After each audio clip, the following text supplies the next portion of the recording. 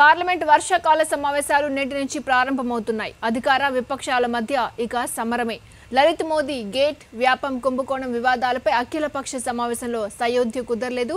ఆరోపణలు ఎదుర్కొంటున్న బీజేపీ నేతలను తప్పించకుంటే సమావేశాలను సాగనివ్వమని కాంగ్రెస్ హెచ్చరించింది. కాంగ్రెస్ హెచ్చరికలను బీజేపీ ఏమాత్రం ఖాతరు చేయలేదు. ఇవాళ నుంచి 3 వారాల పాటు సాగే ఈ సెషన్ ఎన్డీఏకు అత్యంత కఠిన పరీక్ష అంటున్నారు రాజకీయ విశ్లేషకులు. కేంద్రంలో నరేంద్ర మోదీ నేతృత్వంలో అధికారంలోకి వచ్చిన తర్వాత ఎన్డీఏ సర్కారు తొలిసారి అగ్ని పరీక్ష ఎదుర్కొంటోంది. పార్లమెంటు వర్షాకాల సమావేశాల రూపంలో మోదీ సర్కారుకు గండం వచ్చి పడింది. ఇప్పటి వరకు జరిగిన సమావేశాలను గట్టెక్కించుకున్న మోదీ సర్కారుకు వర్షాకాల సమావేశాలు మాత్రం కలిసి వచ్చే పరిస్థితి కనిపించడం లేదు. కేంద్ర మంత్రులు, బీజేపీ పాలిత రాష్ట్రాల ముఖ్యమంత్రులపై అవినీతి ఆరోపణలు చుట్టుముట్టడమే కాకుండా మోదీ సర్కారుకు వ్యతిరేకంగా అన్ని విపక్షాలు ఒక్క తాటిపైకి వచ్చిన నేపథ్యంలో ఉభయ సభలు రణరంగంగా మారే పరిస్థితి కనిపిస్తోంది. బీహార్లో జేడీయూ, ఆర్జేడీ కలిసిపోవడం, బెంగాల్లో రోజూ కొట్టుకు చచ్చే వామపక్షాలు, తృణమూల్ కాంగ్రెస్లు మోదీకి వ్యతిరేకంగా ముందుకు సాగాలని నిర్ణయించిన పరిస్థితుల్లో పార్లమెంటు సమావేశాలు వర్షార్పణమయ్యే సూచనలు కనిపిస్తున్నాయి. షెడ్యూల్ ప్రకారం ఈ నెల 21 నుంచి ఆగస్టు 13 వరకు పార్లమెంటు సమావేశాలు జరగనున్నాయి.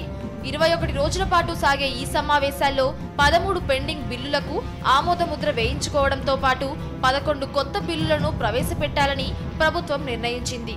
ఇందులో వివాదాస్పద భూసేకరణ బిల్లుతో పాటు జీఎస్టీ బిల్లు వంటి పలు కీలక బిల్లులు ఉన్నాయి. అయితే భూసేకరణ బిల్లుపై ఇప్పటికే విపక్షాలు బగ్గుమంటున్నాయి.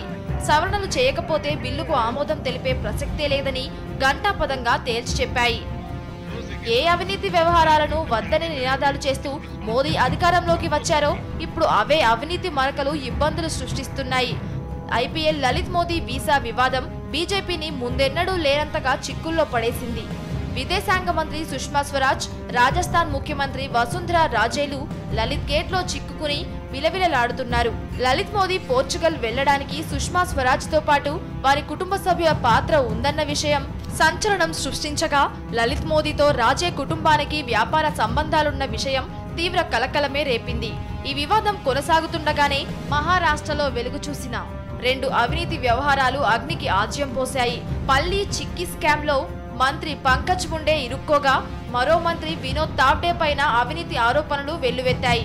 ఇవి చాలావన్నట్లు ఛత్తీస్గఢ్ ముఖ్యమంత్రి రమణ్ సింగ్ పై ప్రజా పంపిణీ నిధుల గోల్మాల్ ఆరోపణలు రావడం, కేంద్ర మంత్రి స్మృతి ఇరానీపై నకిలీ డిగ్రీ వివాదం రేగడం మోదీ సర్కార్కు తలనొప్పిగా మారింది.